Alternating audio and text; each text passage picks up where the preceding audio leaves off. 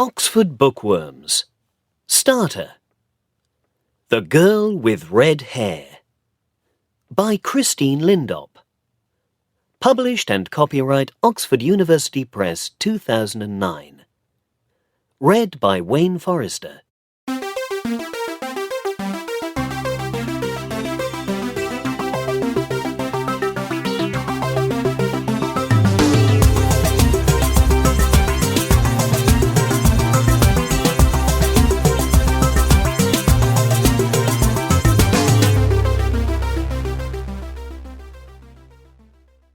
Chapter 1. Wow! My name is Mark Sellers.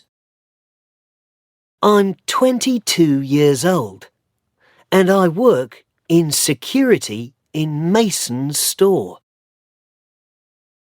You can get everything here. Books, TVs, hats, flowers, sandwiches, beds, bicycles. It's interesting work, and I like it. Sometimes I walk around in the store, and sometimes I work in the office.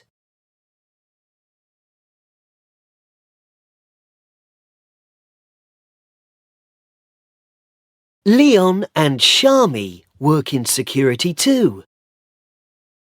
I like working with them. Look at this woman, Leon says. Which hat is best for her, blue or black? I look at the woman on the screen. Oh, the black hat, I say. No, says Shami. The blue hat is nicer.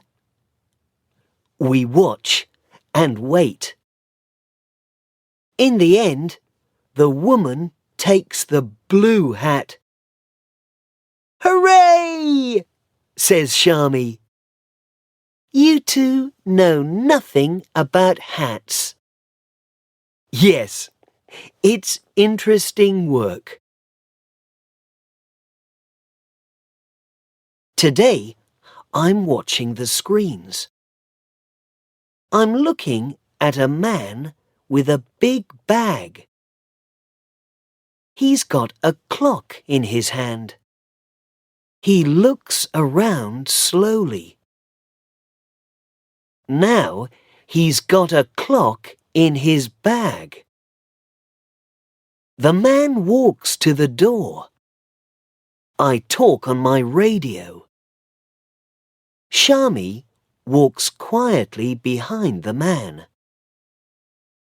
When he gets to the door, she puts her hand on his arm. Please come with me, she says. Good. I go back to the screens. And then I see her. Wow! Who's that girl? What girl? I can see lots of girls, Leon says. Now the picture on the screen is bigger. That girl there, with red hair. Leon looks at the screen. Yes. She's okay. But who is she? I don't know. Why don't you go and ask her, Mark? He laughs and walks away. But I can't stop looking at the screen. Who is that beautiful girl? What is her name? I want to meet her. Every day I look for the girl with red hair, but I do not see her. Where is she? Leon says every day. Where's the girl with red hair, Mark? What's her name? Oh, stop it, Leon, says Shami. Mark can dream, can't he? I laugh at first, but after 3 days, I want to hit Leon. Then, suddenly, I see her again. I am watching a woman with a big bag. And then, there she is, the girl with red hair. She's got green eyes too. But there is a baby with her, a little boy. They are looking at a book about trains. Look, Greg, she says. Look at the big train. The little boy smiles. He's got red hair and green eyes too. Her baby. So, has she got a husband? A boyfriend? I look at her beautiful green eyes again. And then I go back to work. But there are lots of questions in my head. She comes to the store on Wednesday mornings. She usually arrives at about 11 o'clock. How's your girl? Asks Leon. She's not my girl, I say. I don't know her name. Her little boy's name is Greg, but she's the girl with red hair. Well, let's give her a name, says Leon. What do you think, Shami? Scarlet. Her name is Scarlet, says Shami. Apples are red, says Leon. Apple is a nice name. Then he looks at my face and runs out the door.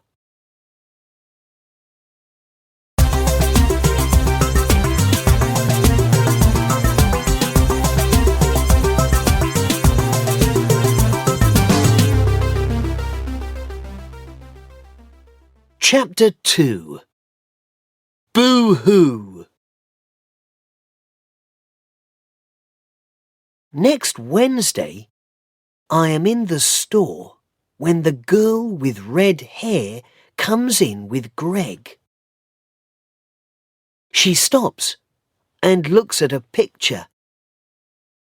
Greg takes his hat off and drops it. I pick up the hat and go over to her. Excuse me, I say. Is this your little boy's hat? She smiles at me. Oh, thank you, she says.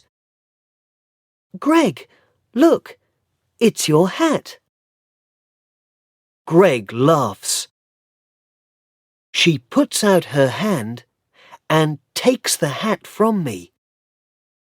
Is she wearing a ring? No, there is no ring on her hand. Wednesday is the best day of the week, I think.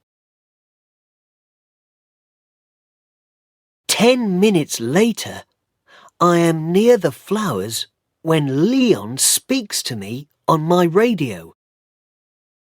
Mark, go to the door, he says. You must stop her. The girl with red hair. What? What's happening? I say. Go quickly. Now. It's the little boy. He's got One of the red planes. Those red planes. Children take them all the time because they like the colour. Then they get to the door and the alarm rings. Children cry and their mothers get angry. I hate those planes. When I get to the door, the alarm is ringing. The girl with red hair is standing there, and her face is red. "What's happening?" she says.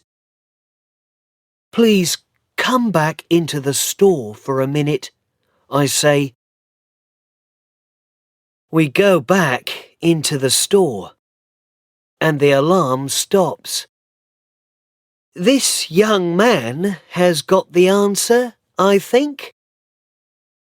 "Where's the plane?" I say to Greg. "Plane," says Greg, and he waves a little red plane at us. "Oh, I am sorry," she says. "It's all right," I say. "It happens all the time.